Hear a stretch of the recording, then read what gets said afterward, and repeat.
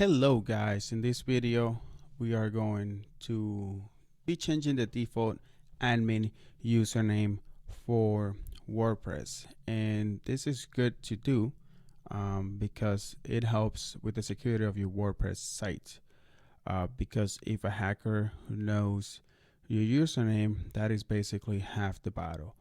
But now if you run a WordPress installation manually, it does ask you to set the default username, right? And by making this a different username other than admin, it is a lot harder for hackers to know what your username is and then to use this in a brute force attack.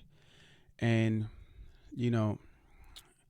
like I said, so thankfully WordPress, since the old days, it has changed, like I said, and it now requires you to select a custom username at the time of installing WordPress. However, some of those one-click WordPress installers still set the default admin username to admin. And if you notice that to be the case, then it is probably a good idea to switch your web hosting provider. If they're still doing that, it is not a good security, right?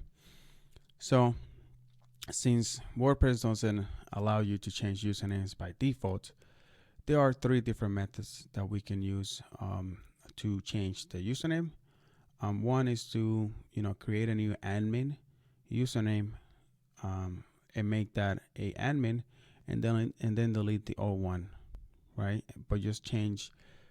You can just create a username with your admin account, create a new username, make that username an admin, and then log in with that new username and delete the admin account. Another one is that you can use the changer plugin, and that one would allow you to change the name of the admin account or the admin username. But I do not like doing the installing just a new plugin just so you can change your admin username, because the more plugins that you have, the more of a chance that you have of getting hacked, right? Because you have to be on top of all those plugins, installing all those different plugins and updating all those plugins, and it's just a nightmare. The less plugins that you have, the better you secure, the best your website will be. All right. And then another one is by changing the username from the phpMyAdmin, which is what we are going to be doing. We do not have phpMyAdmin installed, so we are going to have to install that. And the way that you do that is you're going to log into that WordPress site that we deploy on the first section when I show you how to install it. So now we're going to, we are logged in into the server. We are going to do a sudo apt install phpMyAdmin and say yes. So over here, it is going to start installing phpMyAdmin.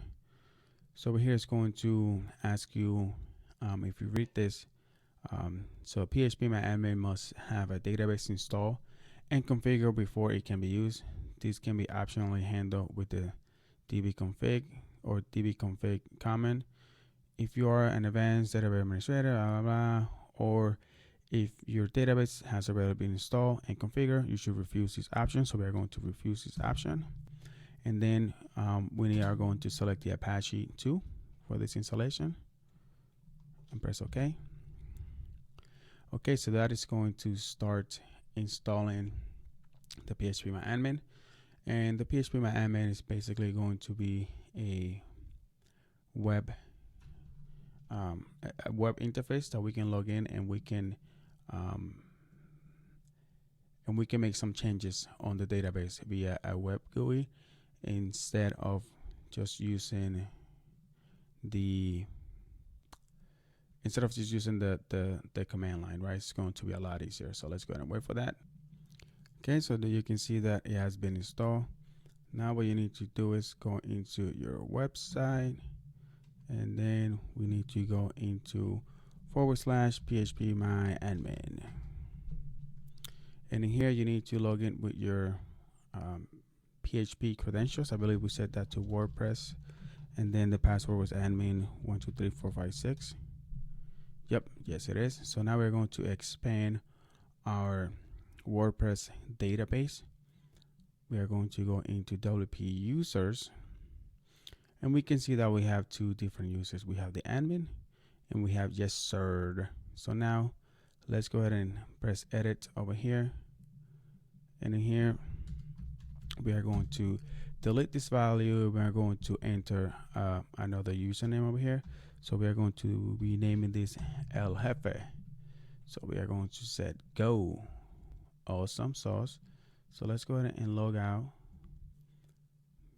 Yep, log out. So now this has been saved. Everything has been saved.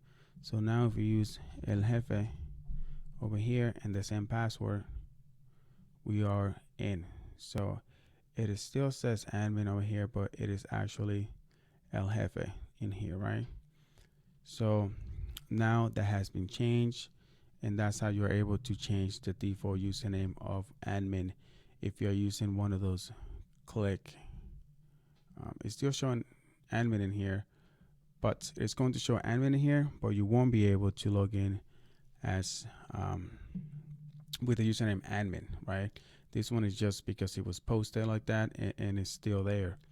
But to log in, you are not going to be able to log in with that with the admin username, right? So let's go ahead and verify that real quick. Go ahead and log out.